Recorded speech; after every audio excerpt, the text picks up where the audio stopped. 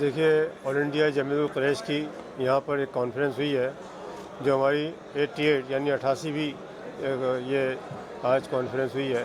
हर साल हम जो है कॉन्फ्रेंस करते हैं सालाना, लेकिन ये 2 साल कोविड की वजह से निकलने के बाद आज यहाँ बॉम्बे के अंदर ये कॉन्फ्रेंस हुई है। ये कॉन्फ्रेंस जो है पूरे हिंदुस्तान के अंदर हर साल कहीं ना कहीं हम करते हैं। असल मकसद जमीयत कुरैश की इस मीटिंग का ये होता है कि जो हमारी बरादरी के अंदर या मुसलमानों के अंदर ख़ास तौर पे जिस तरह की कमियां हैं, ख़राबियां हैं, बुराइयां हैं, उनको दूर किया जाए। हमारे यहाँ बिरादरी में 4-5 चीज़ों पे ख़ास तौर पे ज़ोर दिया जाता है। एक तो इस बात पे ज़ोर दिया जाता है कि तालीम को किस तरह से फ़रोग़ दें, तालीम के ऊपर किस तरह से काम करें, स्कूल खोलें, कॉलेज खोलें और यूनिवर्सिटी तक हम लोग तालीम को लेकर जाएँ। आज इस सिलसिले के अंदर यहाँ पे कई कई चीज़ें जो पास की गई हैं, कई लोगों ने वायदा किया है और मैं आपको इस बात की खुशी होती है बताते हुए कि हमारे कई लोगों ने इस बात का वायदा किया है कि वो स्कूल से शुरू करेंगे, स्कूल से कॉलेज तक लेके जाएंगे। और मैं समझता हूँ पूरे हिंदुस्तान में कुछ जगहों पर जो है बहुत जल्दी कुछ कॉलेज और कुछ यूनिवर्सिटी खोली जाएंगी। हमारे हमारे हिंदुस्तान के अंदर जमीयत कुरैश की तरफ से बहुत सारे स्कूल चल रहे हैं, बहुत सारे कॉलेज चल रहे हैं, लेकिन उनकी तादाद जो है वो ज़्यादा बढ़ने वाली है। दूसरे मुआशरे के अंदर जो हमारे यहाँ कमी है, जैसे ब्याह शादी के अंदर फजूल खर्ची होती है, उसके ऊपर रोक लगाई जा रही है। हम लोग जो है इज्तिमाई शादियों में ज़्यादा यकीन करते हैं। इज्तिमाई शादियाँ हिंदुस्तान के अंदर हर साल हज़ारों की तादाद में होती हैं, जो बग़ैर ख़र्चे के होती हैं। दूसरा ये भी तय किया गया है कि अगर हम लोगों ने कोई ऐसी शादी वादी अटेंड करी जिसके अंदर बेजा ख़र्चा दिखाया गया है या जिसमें बहुत ज़्यादा शो की गई हो, पैसा खर्च किया गया हो, अननेसेसरी उसको जो है बढ़ा चढ़ा के दिखाया जा रहा हो, जिससे क्या होता है गरीब लड़कियां बैठी रहती हैं, उनकी शादी नहीं होती है। और क्या होता है जो शादियां बड़ी बड़ी शादियां होती हैं जिनमें ख़र्चे होते हैं, वो भी क्या है कि उधार लेकर, कर्ज़ा लेकर या अपनी चीज़ें बेच के शादी करते हैं। तो उससे क्या होता है जो हमारी दूसरी लड़कियां हैं या दूसरे ख़ानदान के बच्चे बैठे रह जाते हैं, उनकी शादियाँ जो है नहीं हो पाती हैं। हमने इसके ऊपर जोर दिया है कि हम इन तमाम चीज़ों को भी ख़त्म करें। इसके अलावा हम लोगों ने और बहुत सारी जो है चीज़ें पास करी हैं। आज की मीटिंग के अंदर, ये मीटिंग चल रही है, इसके बाद मीटिंग चलती रहेगी। हम लोगों का सबसे बड़ा यह है कि आपस में एक दूसरे से मिलजुल कर रहें। हमारे यहाँ कारोबारी मसाइल बहुत सारे हैं, आप जानते हैं, जैसे मीट वगैरह के कारोबार है, स्लॉटर हाउस के कारोबार है, ट्रांसपोर्ट के कारोबार है, वो ज़्यादा बिरादरी को इससे बहुत ज़्यादा नुकसान पहुँच रहा है। हम सरकार से अपील करते रहते हैं कि इन तमाम चीज़ों पर सरकार जो है वो तवज्जो दे। जहाँ जहाँ पाबंदियाँ लगाई जा रही हैं उसको रोका जाए, क्योंकि एक इसके अंदर मुतासिबाना मैं समझता हूँ कि सरकार प्रेजुडिस है जो इस कारोबार के ऊपर ख़ास तौर पर नज़र रखती है और इसको ज़र पहुँचाने की कोशिश करती है। हम लोग इसके ऊपर मेमोरेंडम तैयार कर रहे हैं, तो हम सूबा ही हुकूमतों को देंगे और हम कोशिश भी करेंगे कि मरकज़ी सरकार को भी एक मेमोरेंडम इस सिलसिले में दिया जाए। और पूछिए। आने वाले ईद उल अज़हा जो अभी आने वाली जल्द, और इस मामले में जमीयत कुरैश ने क्या क्या तैयारियां करके रखी, जबकि गाड़ियां रोकी जाती है और बहुत से जगह जो ऊपर से हादसा पेश आते हैं, और मामला ये चमड़े का भी लेकर के भी है। कितने मदारिस में चमड़े जो है वफ़ किए जाते थे और उनकी आमदनी बंद हो गई है। इस मामले में क्या पेश रफ्त आपने? देखिए, ऐसा है कारोबारी मसाइल, अब चूँकि कोई भी बिज़नेस करने के लिए सरकार से आपको लाइसेंस लेना पड़ता है, चाहे वो मीट का लाइसेंस हो, चाहे वो टेनरी का लाइसेंस हो। अब सरकार के ऊपर हम मुनासिर हैं, क्योंकि हम लोगों को भी थोड़ी सी अपने अंदर सुधार लानी पड़ेगी, अपने कारोबार में सुधार लानी पड़ेगी, अपना ही ट्रांसपोर्ट सिस्टम बनाना चाहिए, अपने अच्छे स्लॉटर हाउस बनाने चाहिए, अपनी अच्छी टेनरी बनानी चाहिए, क्योंकि पॉल्यूशन की सबसे बड़ी प्रॉब्लम है हिंदुस्तान के अंदर। हम पॉल्यूशन की तमाम रूल्स को भी ध्यान में रखें और बचने की कोशिश करें कि हम उसकी कोई वायलेशन ना करें। लेकिन हम अपने लेवल पे कोशिश कर रहे हैं कि जमात के अंदर इस तरह की स्कीम तैयार करें कि ताकि लोग जो है अपने कारोबार के साथ पूरा इंसाफ कर सकें और सरकार पे कम से कम मुनासिर हो। रेजोल्यूशन क्या क्या पास हुआ है? अभी रेजोल्यूशन पास होंगे, जैसे मैंने बताया बहुत सारी चीज़ें जो है पास हो गई हैं, लेकिन अब पूरा रेजोल्यूशन पूरी मीटिंग के बाद पास होगा। क्या क्या चीज़ें हैं जिसके अंदर तालीम हो गई, तिजारत हो गई और इस तरह के कारोबार के अंदर जो मुश्किलात हैं उस पर हो गई, और हम लोग जो स्कूल कॉलेज वगैरह की बात कर रहे हैं उस पर हो गई, और इसके अलावा जो है शादियाँ, जो इज्तिमाई शादियाँ उसके ऊपर हो गई, और जो बेजा शादियों पर खर्च होता है उसके ऊपर गुफ्तगू हो गई। अच्छा, एक बात ये बताइए कि BMC इलेक्शन आने वाले हैं और रियासती इलेक्शन भी आने वाले हैं, तो आप लोग यहाँ पे सरगर्म हो गए हो, महाराष्ट्र गवर्नमेंट को प्रेशर बना रहे हो, जबकि मरकजी हुकूमत का मामला है कि वो स्लॉटरिंग के ताल्लुक से जो है वो इस कारोबार को ईज दे, इस कारोबार को जो है वो सहूलत दे। आप दिल्ली में है तो क्या कोशिश की गई है? देखिए, स्लॉटर हाउस वगैरह जो है वो मरकजी एक्सपोर्ट के अंदर हाई कोर्ट पर रिट भी है। जोर से बोलेंगे। बीफ एक्सपोर्ट के अंदर हिंदुस्तान जो था नंबर 1 पे था।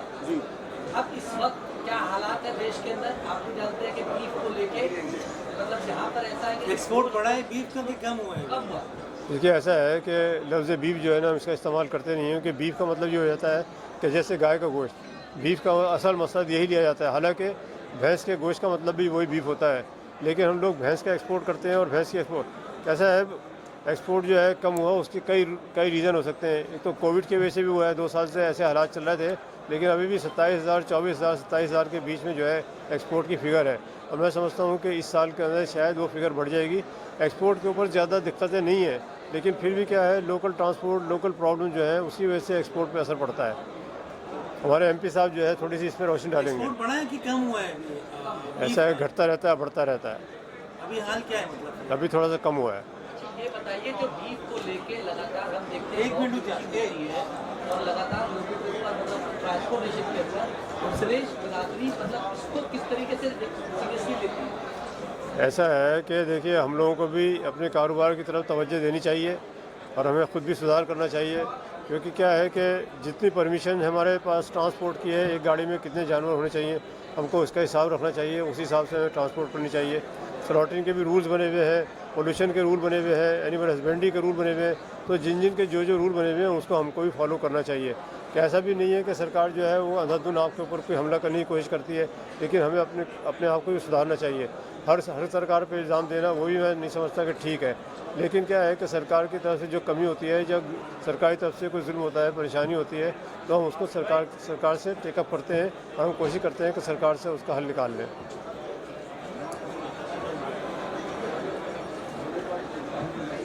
बकरीद को लेके बकरीद उनसे बात करें अब आइए। फजलुर रहमान साहब से बात करिए, हमारे मेंबर ऑफ पार्लियामेंट है। ऑफ हाजी फजलुर रहमान कुरैशी। आप ग्राफ है एक्सपोर्ट का, वो क्या है, कम हुआ है कि ज़्यादा हुआ है? क्योंकि अभी देखा गया है कि बीफ की कंपनी जो है वो काफ़ी खुलते जा रही है एक्सपोर्ट के लिए। देखिए, सबसे पहले तो मैं अपने बारे में बता दूं, मेरा नाम हाजी फजलुर रहमान है, ज़िला सहारनपुर यूपी का रहने वाला हूं और इस वक्त मैं अपने सहारनपुर की नुमाइंदगी पार्लियामेंट के अंदर कर रहा हूं। और चूँकि मेरा ताल्लुक़ कुरैश बिरादरी से है, उसी हैसियत से मैं यहाँ पर हाजिर हूँ। जहाँ तक आपके बीफ एक्सपोर्ट की बात है, तो इसमें एक तो मेरी रिक्वेस्ट है कि आप इसको बीफ एक्सपोर्ट ना कहें, बल्कि बफलो मीट एक्सपोर्ट कहें। चूँकि यहाँ बीफ एक्सपोर्ट्स का मतलब बदल जाता है। हालांकि बाहर की कंट्रीज़ में इसी को बीफ मीट कहते हैं, लेकिन हिंदुस्तान के परिप्रेक्ष्य में हमारा आपसे अनुरोध है, दरख्वास्त है कि आप यहाँ पर बफलो मीट एक्सपोर्ट की कहा करें तो ज़्यादा बेहतर हो। रही बात मीट एक्सपोर्ट के घटने की, वो वाक़ईतन घटा है। उसमें दोनों बातें कि पिछले 2 साल से तो इसलिए घटा है कि कोविड की मार यहाँ हमारे हिंदुस्तान में पड़ी है, लेकिन इससे हटकर उससे पहले से भी मीट एक्सपोर्ट घटने लगा। 14 के बाद मीट एक्सपोर्ट घटा है, 15-16 के बाद ख़ास तौर से। और उसकी वजह है कि हमारी सरकार की पॉलिसीज़ बहुत ज़्यादा टाइट हो गई हैं। उसमें जो आज़ादी थी वो तकरीबन ख़त्म हो गई है। और फिर जब सरकार की इंटेंशन इस तरह की है कि इस मीट एक्सपोर्ट को मिनिमाइज़ किया जाए, तो फिर एडमिनिस्ट्रेशन के लोग भी वही रवैया अपना लेते हैं और वो रवैया इस वक्त हम लोगों के आड़े आ रहा है। जैसे अभी मैं आपसे बता दूं कि यूपी के अंदर अभी भी कुछ स्लाटर हाउसेज जो एक्सपोर्ट के लिए काम करते हैं वो कुछ बंद हैं, मैक्सिमम चल रहे हैं। इसी तरीके जो निगम के और म्यूनिसिपैलिटीज़ के जो स्लाटर हाउसेज हैं, उनको किसी न किसी बहाने से पॉल्यूशन के नाम पर या और दूसरी चीज़ों के नाम पर बंद कर दिया गया है। हालांकि उनमें रियायतें दी जा सकती हैं, क्योंकि पुराने आज़ादी से पहले से चले आ रहे हैं वो स्लाटर हाउसेज। लेकिन अफसोस की बात यह है कि कुछ हम लोगों में कमियाँ, कुछ सरकार की सख्तियाँ, उसकी वजह से आम लोगों को इस वक्त गोश्त, भैंस का गोश्त मिलने में परेशानी हो रही है। अब हम तो आपके माध्यम से ही कहना चाहेंगे कि सरकार इस तरफ संज्ञान लें और कुछ मदद सरकार करे, कुछ ढील देने का काम करे, तो मैं समझता हूँ फिर से लोगों के खाने की चीज़ है, एसेंशियल फूड है ये, तो उसको मिलने में आसानी हो जाएगी। अच्छा, एक मेरा सवाल ये है कि जिस तरह से मुल्क के हालात बिगड़ते जा रहे हैं और गवर्नमेंट की पॉलिसी जो है तब्दील होती जा रही है, तो क्या आपको लगता है कि मुस्तकबिल में जो है वो बीफ का एक्सपोर्ट मुकम्मल तौर पर बंद हो सकता है, क्योंकि ये सनत जो है वो अकीदे से जुड़ी हुई है जमात के मज़हब पर? देखिए, हमारी ऐसी सोच नहीं है जिस तरह आप इशारा कर रहे हैं।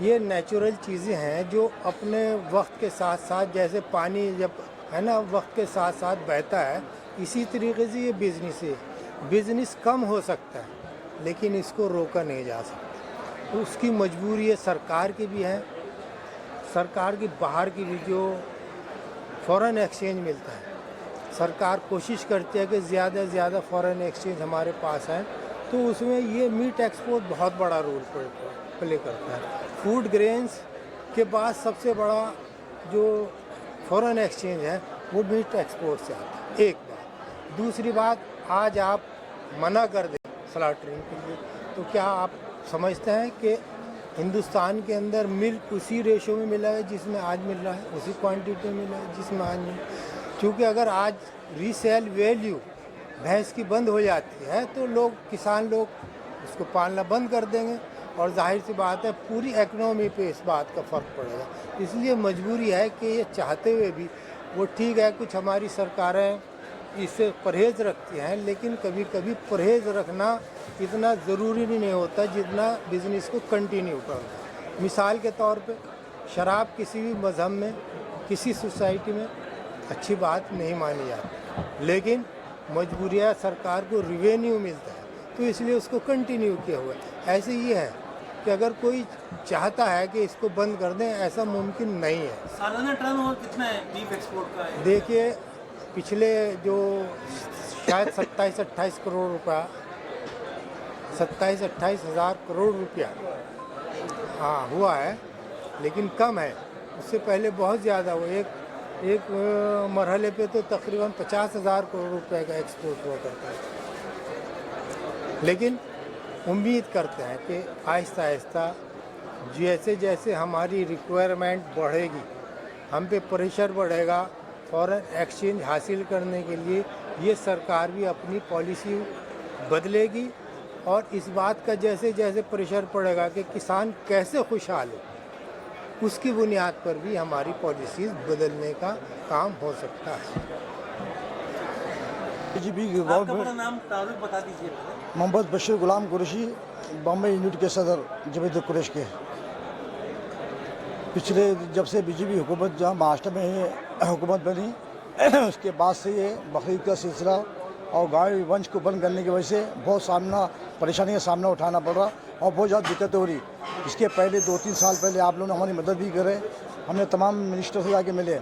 हमारी जो बकरी की गाड़ी है, हमारी जो बड़े की गाड़ी जो रास्ते पकड़ी जाती और नाजायज़ लोग पकड़ के गाड़ी को छीनते और पैसे लेते, और गवर्नमेंट उन पर तो सख्ती करती जैसी सख्ती करना चाहिए ऐसी सख्ती नहीं करती, इसलिए ये सब मुसलमानों का कारोबार नहीं है। ये हज़ारों लाखों किसान भी इससे जुड़े हुए, हज़ारों लाखों गाड़ियाँ भी इसमें चलती है, हज़ारों लाखों गरीब मजदूर भी इसमें पेट भरते हैं। तो गवर्नमेंट को सोचना चाहिए, और ये खाली मुसलमान हमारे कुरैशी का मसला नहीं है, ये हमारे मज़हब का मसला है। ये कुर्बानी जो है ये हमारे मज़हब इस्लाम के अंदर है, और हर मुसलमान का इससे ताल्लुक़ है, और हर मुसलमान का इससे एक उल्फत मोहब्बत है। डिमांड क्या है कुर्बानी के त्यौहार को लेकर? डिमांड जी हमारी डिमांड ये है कि रास्ते में जो हमारी गाड़ियाँ आती है, हमारे बाजार में जो माल बिकता है, तो किसी तरह से गवर्नमेंट को चाहिए कि किसी को परेशानी ना हो, किसी को दिक्कत ना हो और किसी तकलीफ ना हो, और हम कानून के खिलाफ कोई काम नहीं करते। तो गवर्नमेंट को इसके पहले हमने कई बार आगाह करे, कई बार लेटर दिए, कई बार उनको जाके बुलात करे। इंशाल्लाह अभी तो आपके माध्यम से आप ये बात को पहुँचा दो कि अभी बकरी के साथ भी चंद दिन में बकरी आने वाली और उसका सिलसिला चालू हो गया, और अगर ऐसी कोई परेशानी तकलीफ होंगी तो उस पर हमको तकलीफ होंगी और तमाम मुसलमान भाई को तकलीफ पहुँचेंगी। ये मजहब इस्लाम का अरकान है, जिससे हमारी रमज़ान, हमारी मुसलमान की 2 ईद होती, ईद उल अज़हा और ईद उल फितर। ऐसे ईद उल अज़हा जो है हमारी कुर्बानी बोली जाती, और ये आप इसे हुजूर पाक अलैहिस्सलाम ज़माने से पहले से, हुजूर पाक सल्लल्लाहु अलैहि वसल्लम के ज़माने से लेकर आज तक चली और क़यामत तक चलते रहेंगी। तो आपके माध्यम से मेरी दरख्वास्त है आपसे कि हमारी आवाज़ हुकूमत को पहुँचाएँ आप, और हमारे आप उसमें मदद करें आप। सब लोग का मैं शुक्रिया अदा करता हूँ। अस्सलाम वालेकुम। वाले शरद पवार साहब से भी ताल्लुक़ से मिलने वाले, और इसके पहले भी हमने कई मतलब लेटर दे चुके थे। इसकी वजह से बहुत सारी परेशानियाँ कम हो गई थी।